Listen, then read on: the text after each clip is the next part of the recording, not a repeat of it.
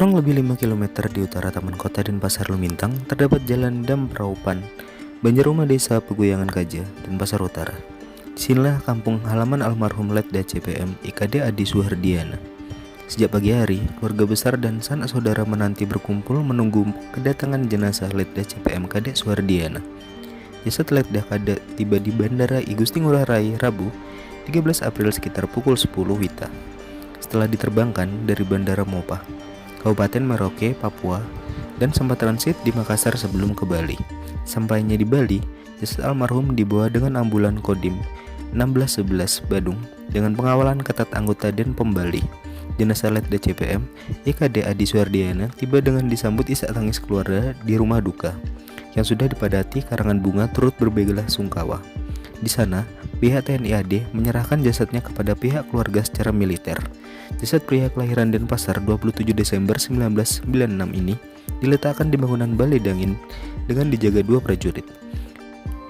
Wadan Pamdan 9 Udayana Letkol CPM Erwin FS yang hadir di lokasi selaku inspektur upacara dikatakan almarhum sudah 3 minggu di Papua, lalu tepatnya di Denpom Merauke baru 1 minggu. Pada hari ketujuhnya di Denpom Merauke kebetulan ada kunjungan KSAD Jenderal TNI Dudung Abdurrahman. Korban pun mendapat tugas menjadi personel pengaman dan naik mobil patwal. Rombongan saat itu berangkat dari Merauke distrik Sota dengan melewati jalan Trans Papua. Nah, di kilometer 3 kecelakaan maut itu terjadi katanya. Akibatnya mobil tersebut keluar dari badan jalan sisi sebelah kanan dan terbalik. Letda Adi gugur. Sebelum diserahkan, jasad prajurit lulusan Secapa tahun 2019 itu dilakukan upacara persemayaman militer. Upacara ngaben rencananya 21 April ini. Ungkap Wadan Pemdan 9 Udayana Letkol CPM Erwin FS yang menjadi inspektur upacara penyerahan jenazah. Kepada radarbali.id, dengan nada sedih dan mata berkaca-kaca, sang kakak kandung Kopda Iputu Sulantara 34 tahun bertugas di Batalion Zeni Tempur 5 Kepanjen Malang ini mulai bercerita. Ia menjelaskan Senin malam 11 April atau sehari sebelum insiden kecelakaan terjadi, almarhum sempat menghubunginya via telepon. Sayang tidak bisa video call karena kendala jaringan telekomunikasi di tempat sang adik yang kurang bagus. Lantaran jaringan, sang adik telepon biasa. Dalam percakapan kakak beradik beda usia 10 tahun ini, Letnan 2 CPM IKD Adi Suhardiana 24 tahun meminta agar sang kakak yang juga TNI AD lulusan Tamtama tahun 2010 mengirimkan foto-fotonya saat menggunakan pakaian dinas. Ya, mungkin itu permintaan terakhir adik, papar sang kakak. Lanjutnya, dalam sambungan telepon, sang adik cerita akan ikut melakukan pengawalan kunjungan KSAD Jenderal TNI Dudung Abdurrahman di Merauke, Papua besoknya Selasa pagi 12 April. Itu aja percakapan kami, jelas dia. Sehari kemudian, dia mendapat kabar bahwa sang adik gugur dalam menjalankan tugas. Sang paman Inyoman Sagrajaya masih mengingat sosok Kadek Adi.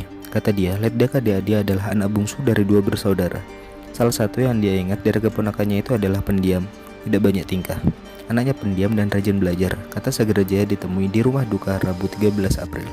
Ia mengingat, Kadek Adi memang memiliki cita-cita sejak kecil mengabdi kepada negara sebagai prajurit TNI. Apalagi dia hidup di keluarga anggota TNI, yakni kakak laki-laki Adi, Iputu Sulantara juga prajurit TNI dengan pangkat saat ini Kopda atau Kopral 2. Sepupu dan pamannya juga anggota TNI, terangnya. Saat diterima bertugas di Papua, Sagrajaya juga masih sering berkomunikasi. Keponakannya itu juga sering berkomunikasi dengan keluarga sehari sebelum kejadian sekitar pukul 17.00. Almarhum bilang mendapat tugas pengamanan kasat. Dalam percakapan itu, ibu dan bapaknya hanya mengatakan agar berhati-hati, itu saja. Namun keesokan harinya, mereka dihubungi oleh pihak Denpom Merauke tentang kabar duka ini, jelasnya. Sang kakak, Kopda TNI Iputu Sulantara 34 tahun yang saat ini bertugas di Batalion Zeni Tempur 5 Kepanjen Malang menuturkan sang adik atau almarhum sejak kecil TK di Banjarbuana Kulit, lalu SD Negeri 6 Pegoyangan, kemudian SMP Negeri 3 Denpasar dan SMAN 8 Denpasar.